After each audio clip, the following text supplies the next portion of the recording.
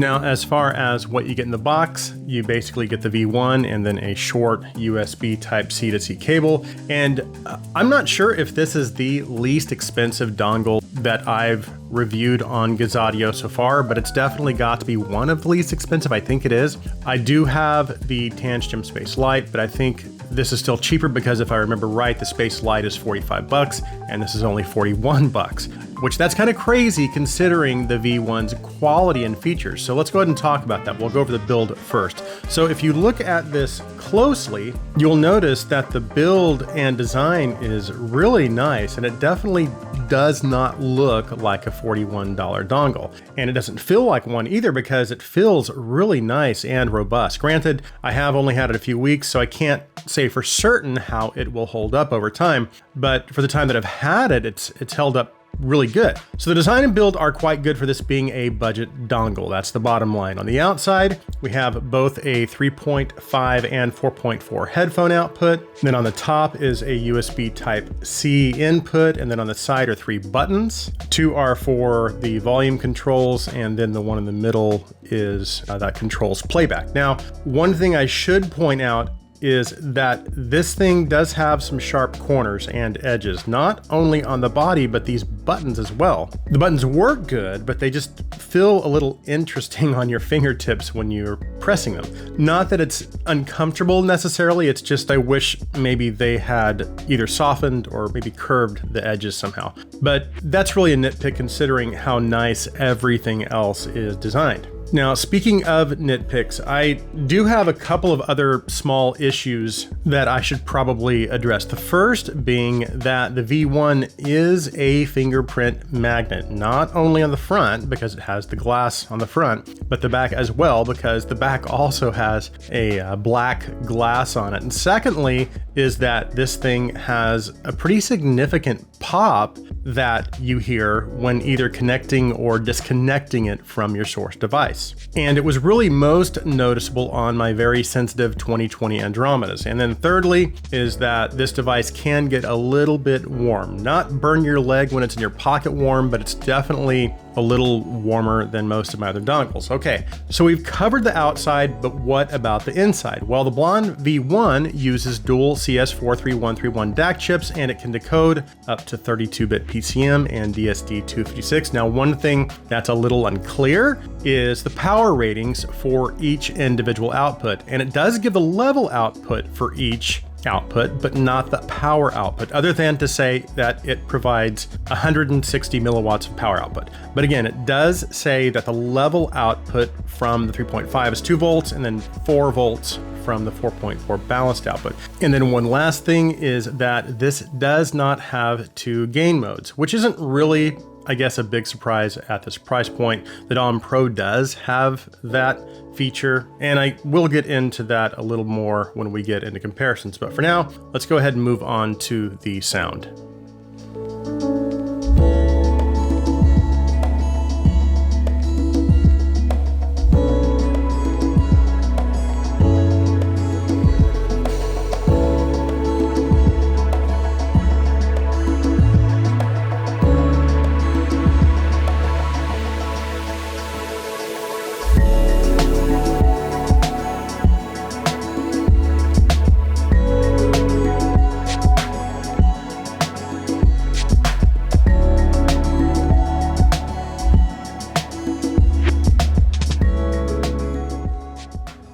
So let's go ahead and talk about its performance with IEMs first. As far as drivability, as I had mentioned, according to the information I found on the website, it gives you 160 milliwatts of power output, which is perfectly adequate for basically any IEM.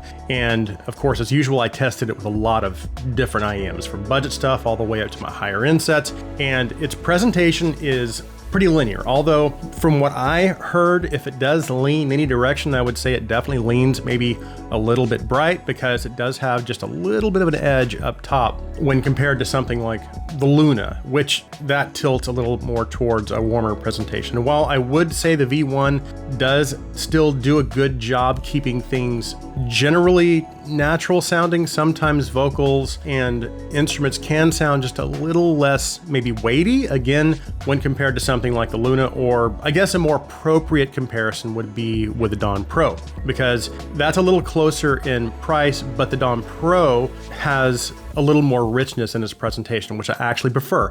And another dongle I reviewed a while back that the V1 reminds me of is the Fosse Audio DS2, because it's very similar in that it also leans a little more bright in its presentation. Now, to break things down just a little more, starting with the bass, it's really good, again, for this price range. It's dynamic, it has good punch, and again, we are talking about use with IEMs for now. It has good bass texture, has good extension. The mid-range reproduces instruments naturally, again, for the most part, and with a decent amount of resolution and detail. However, vocals and instruments are presented with just a little less weight or body. The treble presentation is also pretty natural sounding, and while again, I would consider it to be a little bright and maybe have a little bit of an edge to it, its overall presentation still feels like it stayed well within the range of keeping things generally neutral. And it's also pretty resolving. Speaking of which, as for its technical performance, when I paired this with some of my higher end IEMs that have better technical capabilities, like the Cantors,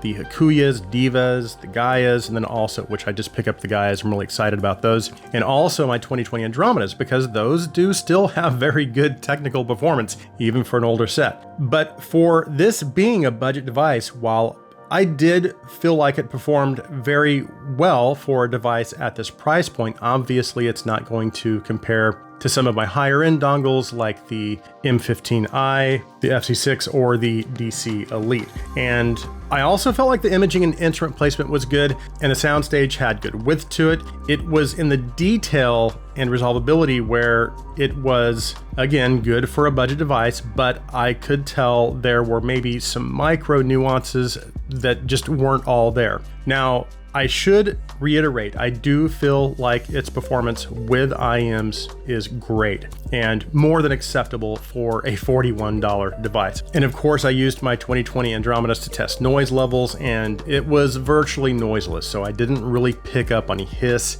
or noise of any kind, again, with the exception of that little pop when you connect or disconnect from your source device. Now, in regards to drivability and using the V1 with full-size headphones. So just to preface this next part of the review, a dongle like this is great with IEMs because generally IEMs don't require a lot of power to drive them well, but with full-size headphones, especially harder to drive sets, dongles, budget dongles more specifically, may not be able to provide enough power to drive them to their peak levels. Not that you can't reach pretty high volume levels, because you usually can, but there might be some loss in dynamics, transients, and detail unless you have an entry level, mid-tier, or just basically an easier to drive headphone. And that is very common with budget dongles. That's the case with almost all of these. And that does generally reflect my experience with the V1 as well. It works great with IEMs, but I did notice that dynamics and detail levels on some of my full-size headphones aren't quite to the levels of some of my more powerful devices, and that was using the 4.4 balanced output. And I'm talking about with headphones like the HD 800S, which I just recently picked up, the LCD3s, but again, the areas that I felt the V1 started to show some of its limitations were in bass dynamics and just the general detail levels. And also the sound seemed to be a little flat in terms as far as dimension and forward depth and separation. But again, that was mainly just using my harder to drive full-size headphones, and it seemed to work fine with the more sensitive full-size headphones. And generally speaking, I did feel that it was giving me about the same level of performance as I would expect to get from most of my other dongles, again, within this price range. So as far as comparisons, so what I did was basically I compared it with other devices that were at least kind of close in price. I think the most expensive device on my table right now is the SMSL D10. And then the least expensive is the Space Lite at $44, but the V1 still beats it by a few bucks. And then the Dawn Pro jumps up a few more bucks at $49. And just to remind you, the Dawn Pro is currently my favorite budget dongle, and it has been for a while now. So the Dawn Pro is pretty much my standard for budget dongles. And also, like the V1, it has a dual CS43131 DAC chipset. But where these devices differ is in their features and their power output. The V1 is going to give you a little more power output at 160 milliwatts compared with the Dawn Pro's 120 milliwatts. Although, if I'm being honest, I don't know that extra power with the V1 actually translated into increased performance over the Dawn Pro, at least not in any way that I noticed. But on paper, that is technically still a power advantage for the V1. However, the Dawn Pro has a slight edge in terms of functionality because it has high and low gain modes, and it's also compatible with the Moondrop Link app, which gives you access to sound filters and a few other options. But most importantly for me, I still prefer the slightly richer and warmer sound presentation of the Dawn Pro. So the Dawn Pro is still my top budget pick, but only by a small margin. Now, compared with the rest of these devices, generally it's on par with all of them in terms of just the basic performance, the technical performance. Where they might differ a little bit is in their presentation. Again, the V1 leans a little more clinical, whereas the Space Lite, the RS9039, Dawn Pro, DS2 fall or land on the more musical side of neutral. The only other dongle here on my desk that has a little more of that brightness in its presentation similar to the V1 is the D10. So again, there are slight differences in their presentations, but generally, otherwise, they're all very similar in performance. Now, in terms of sheer value, obviously the V1 can't be beat at $41. Again, the Dawn Pro might have a little bit of an edge over the V1 in terms of features, and I do like the presentation a little more, but there is absolutely no denying that the V1 is an exceptional value. And if you are just starting out in the hobby, as long as you are aware of some of the issues we discussed earlier, as far as the popping and the device getting a little bit warm, which those are not deal breakers for me, I don't know if they are for you, but in my opinion,